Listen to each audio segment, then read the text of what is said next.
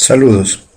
Continuando con la explicación de nuestro proyecto de investigación, lo que hemos querido es también revisar ya el detalle del proceso experimental que llevamos a cabo.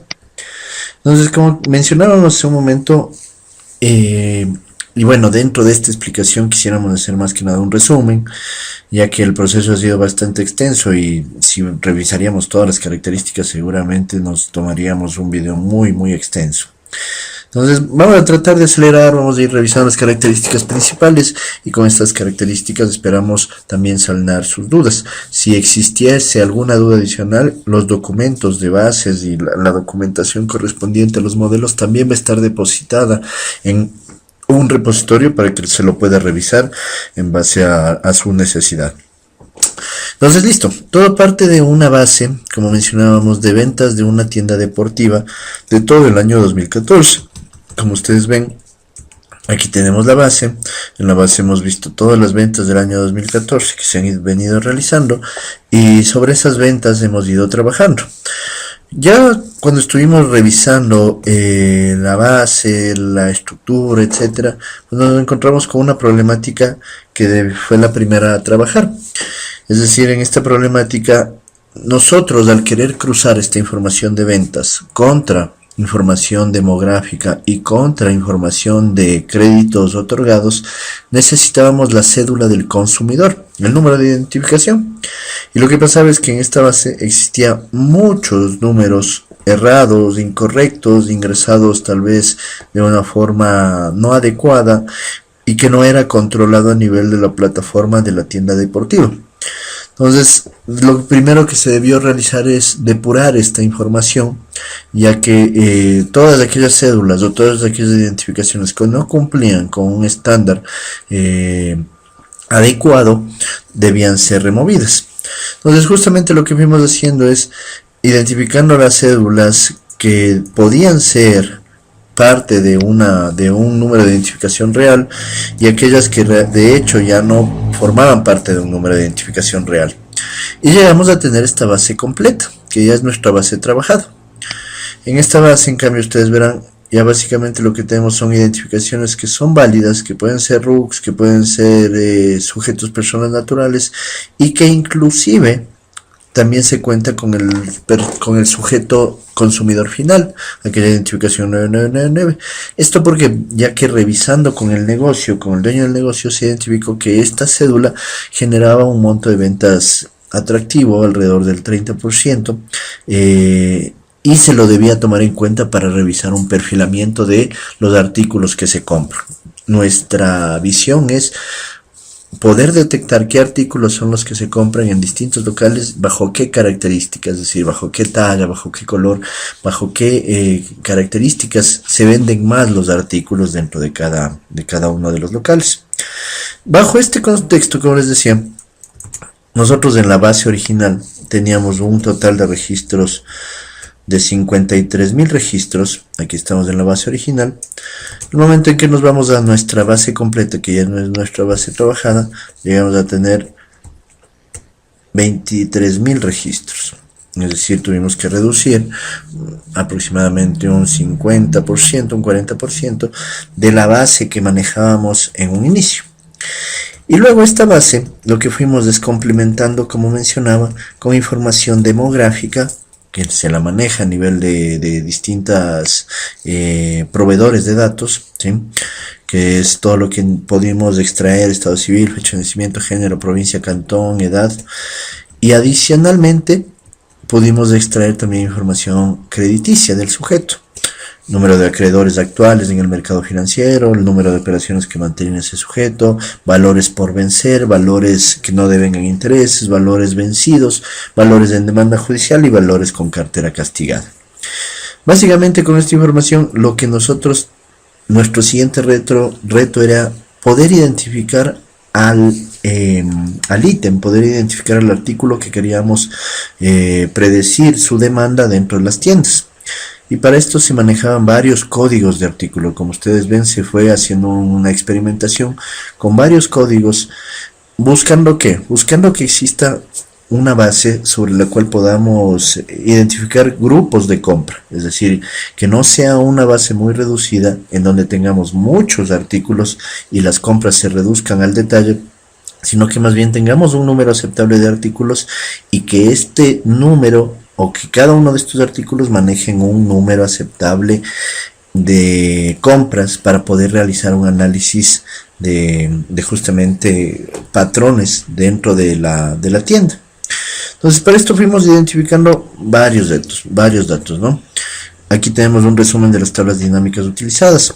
Entonces, como les decía hace un momento, lo que nosotros teníamos en la base, en los números de ítems de la base completa era 2170, y al depurar esta base, es decir, al quitar las identificaciones incorrectas, nos quedamos con un número de ítems de 1312. Básicamente se redujo un 60% a nivel de artículos que se vendían en cada una de las bases. Posteriormente, pues, lo que fuimos es identificando posibles códigos que nos permitan revisar características de compra, que nos permitan hallar patrones de compra. Dentro de estos códigos teníamos el SKU sin talla, que es el código básicamente del artículo, pero sin la talla. Un código de artículo 1 en donde nosotros fuimos datando el almacén, el tipo de artículo, si era un artículo de sexo, para el sexo masculino, sexo femenino, el color principal y su talla. Y también nosotros luego quisimos identificar otro tipo de código de artículo en donde veíamos el tipo, si era un zapato, un pantalón, un pantaloneta, una camiseta, el género, el color y la talla, ¿sí? Y finalmente teníamos un código de artículo en donde mezclábamos el código internacional del artículo, que es el ID básico de cada uno de los artículos, con su talla, y luego el código internacional neto, es decir, el código con el cual se conoce ese artículo a nivel de marca. ¿Cuáles fueron las problemáticas con las que nos fuimos topando en cada uno de ellos? Pues a nivel del SKU sin talla teníamos en el mayor universo 148 compras en todo el año. Este es un universo muy reducido, que sí podría servir para realizar un análisis estadístico de patrones de compra, pero que a la larga puede ser muy corto. La ventaja de este SKU sin talla es que maneja intrínsecamente el código internacional y nos permite identificar únicamente al artículo. Buscando con otro, código artículo 1, pues básicamente nosotros habíamos mezclado aquí características, como les decía, el almacén y el tipo, pero no teníamos una identificación propia del artículo. Aquí nosotros mezclábamos todos los zapatos negros que eran para el sexo masculino de talla 9 y que se habían vendido en un almacén. Pero lamentablemente eso no permitía luego generar un nuevo stock. Esto lo fuimos identificando ya con el dueño del negocio. En el código de artículos se manejaba la misma problemática, no se podía identificar el stock. El código de artículo 3 ya nos permitía identificar el ítem directamente, ya que manejaba su código internacional, pero aquí en cambio mezclábamos la talla. Y al mezclar la talla nos quedábamos con un universo demasiado pequeño, mucho más pequeño que el de 143 que le saca un código. Teníamos solo 30 compras y este era un universo demasiado pequeño como para poder hacer un análisis.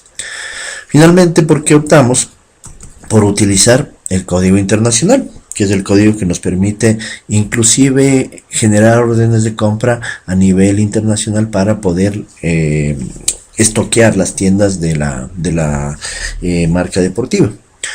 Este código nos permitía manejar en el mejor de los casos 148 ventas y tratar de generar un patrón de compra desde ahí. Posterior a esto, ¿qué hicimos? Nosotros vemos aquí todos los códigos internacionales terminaban siendo 2312 códigos internacionales. Y había ítems que habían sido comprados una sola vez en todo el año, como ustedes ven aquí. Esos ítems no iban a generar ningún patrón de compra. Entonces básicamente lo que se hizo fue aplicar Pareto. Obtener el 20% de los ítems cuya venta genera el mayor estoqueo dentro de las tiendas. Me explico. Básicamente nosotros revisamos cuáles eran los ítems que iban sumando su número de ventas y que esto llegaba a ser el 20% de las ventas totales a nivel de ítems en la tienda. ¿sí? Entonces, ustedes ven aquí, 148 corresponde al 0,64% de la venta total del año. Y luego fuimos acumulando. El siguiente ítem, M40521, correspondía al 0,53 y esto ya en el porcentaje acumulado nos daba un 1,16. Y fuimos acumulando cada uno de estos hasta llegar al 20%. Ese 20% fue el que vamos a analizar, porque a la larga nos interesa conocer masivo, es decir, los ítems que más se han vendido. Sobre esos queremos trabajar. Luego, si nosotros quisiéramos ampliar el análisis al tener el 30, el 40%, pues se lo podría llegar a hacer, pero siempre debemos tener en cuenta cuál es el número de ventas que se han realizado. Si es un número de ventas demasiado pequeño, ¿sí? Si llegamos a tener un número de ventas menor a 40 ventas, va a ser muy difícil ya generar una patrón de compra. Inclusive lo ideal hubiera sido tener una base más amplia, pero por el tema del análisis con el cual estamos realizando, se ha podido generar patrones. Luego, lo que hicimos fue generar quintiles, es decir, a este 20% lo fuimos dividiendo en 4 grupos que contenían en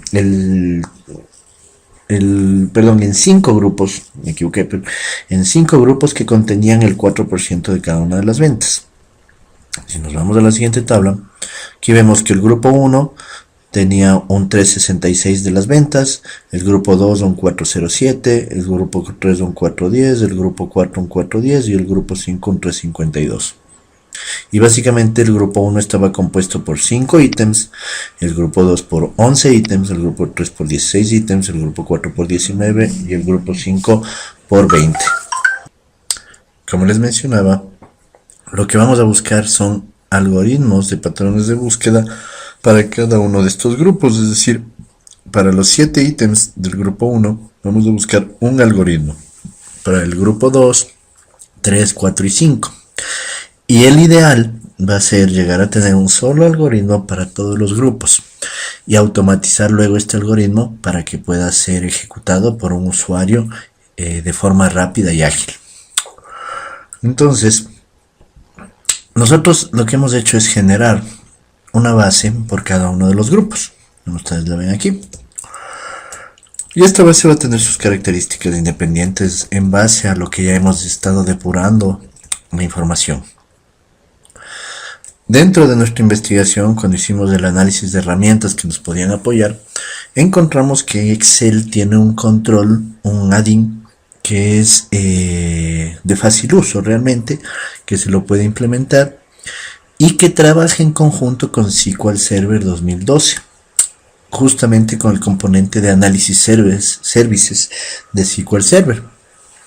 Entonces, parte de nuestra investigación y parte de nuestro levantamiento del ambiente para realizar el experimento ha sido la instalación de estos componentes, la instalación de SQL Server 2012, la instalación de Analysis Service, y con eso ya hemos podido realizar los análisis correspondientes.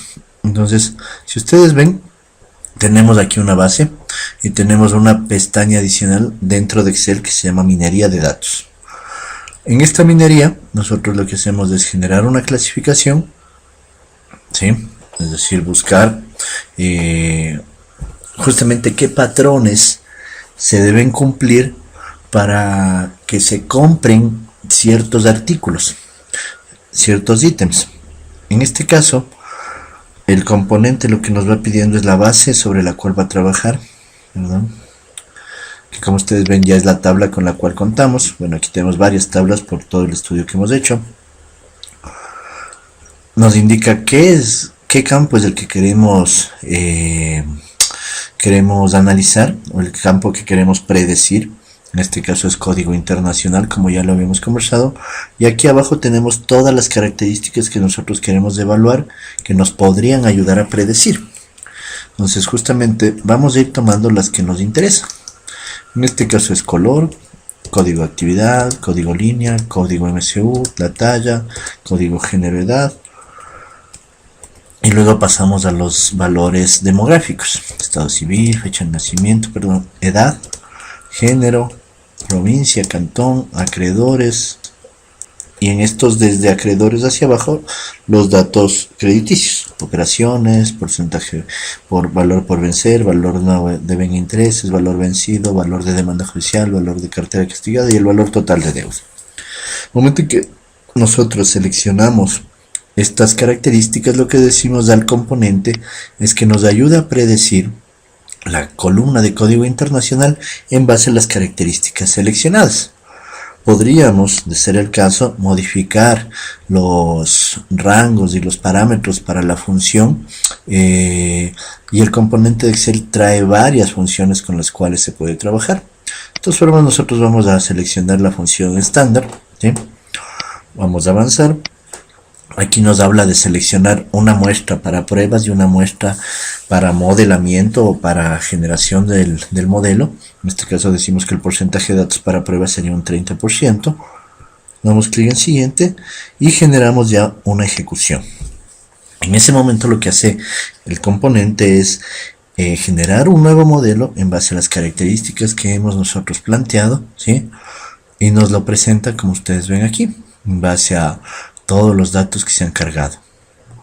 Básicamente aquí nos dice, en este ejemplo, que para los objetos o para los ítems que corresponden al código de actividad CLA y cuyo código género de edad es 20, esos ítems son los que generalmente o son las características del producto J95362 que más se compra dentro de la base de modelamiento, dentro de la base que hemos nosotros obtenido, ¿sí? Y este resultado luego nosotros podríamos pasarlo a Excel, ¿sí? Y comenzar a realizar el análisis. Dentro de lo que nos genera también el componente es cómo están atadas las características, es decir, cuál es la correlación entre las características y el campo o el código internacional que nosotros estamos prediciendo, ¿sí? Si ustedes lo vemos aquí, nosotros podemos generar un modelo tal como está ya aquí dentro de nuestra base de conocimiento, dentro de nuestra base trabajada, y ese modelo después analizarlo a través de las distintas características que se presentan, ¿sí? Adicionalmente, dentro del componente también nos permite generar gráficos para revisar la precisión del modelo, gráficos para revisar qué tan asertiva es la clasificación que estamos realizando, un gráfico de beneficios que podría servirnos en caso de que nosotros hagamos un análisis monetario de lo que estamos de la predicción o del modelo como tal, y finalmente una documentación. Todo esto es muy importante, se lo trabaja a través de Analysis Service y obviamente la herramienta lo que nos permite en este caso es generar la información, generar la data. Parte de nuestro trabajo también ha sido justamente interpretar este tipo de gráficos en donde nos indica cuál es la mejora que se podría tener en caso de aplicar un modelo, ¿sí? En la matriz de clasificación, por ejemplo, nos indica que en este caso el modelo es 100% robusto porque ha tenido una asertividad del 100% en el momento de predecir uno de los códigos de producto, ¿sí? Como ustedes ven aquí, se genera una matriz, digamos, dual entre los códigos del modelamiento, en los códigos de pruebas a nivel de la base y los códigos reales que se tienen dentro de la misma base. Para el uno se genera una muestra aleatoria a través de algoritmos estadísticos, del otro en cambio se hace una revisión real de los datos a nivel de base, ¿sí? Y finalmente se puede inclusive llegar a tener, solo para terminar, este cuadro es muy importante, ya que este cuadro es el que nos permite a nosotros revisar la simulación del modelo contra la data real. Y este es justamente nuestro cuadro para indicar que tenemos un modelo asertivo, un modelo correcto que tiene una buena correlación, o un modelo que debe ser reemplazado por una mejor referencia. Finalmente, a nivel de la documentación del modelo, ¿sí? Nosotros también tenemos la información acerca de con qué algoritmo fue creado, en qué fecha, cuál fue el número de nodos que se terminaron creando, cuántos árboles, cuáles son las divisiones importantes, en este caso código y color, si hubo o no hubo errores, cuál fue el porcentaje de error, cuál es el valor del logaritmo que se aplicó para generar el tema del árbol, y la mejora con respecto a un modelo, o la mejora que se tendría al implementar un modelo predictivo, ¿sí? Y datos adicionales que generalmente son muy importantes ya para una construcción tecnológica. De esta forma, pues hemos revisado la parte ya de descripción de nuestra investigación, y como indico, si se necesitara mayor detalle podríamos recurrir a los documentos para revisar el tema de bases y de información tratada.